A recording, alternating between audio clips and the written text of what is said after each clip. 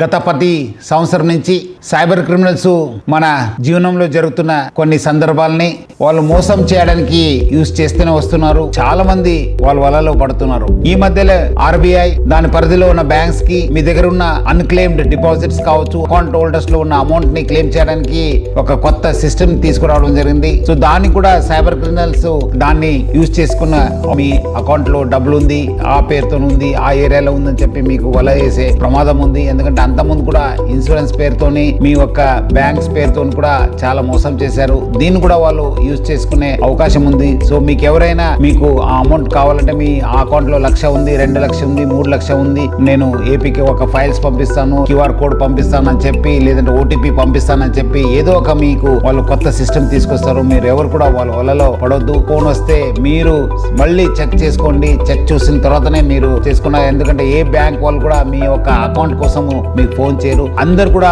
జాగ్రత్త ఉండాలని చెప్పి కోరుతున్నాను. మీ యొక్క భద్రత మా ఒక బాధ్యత. సో ఒక మంచి సురక్షిత హైదరాబాద్ చేయడానికి ఈ యొక్క జాగ్రత్త హైదరాబాద్ కింద ప్రజలందరూ కూడా నేను అలర్ట్ చేస్తున్నాను.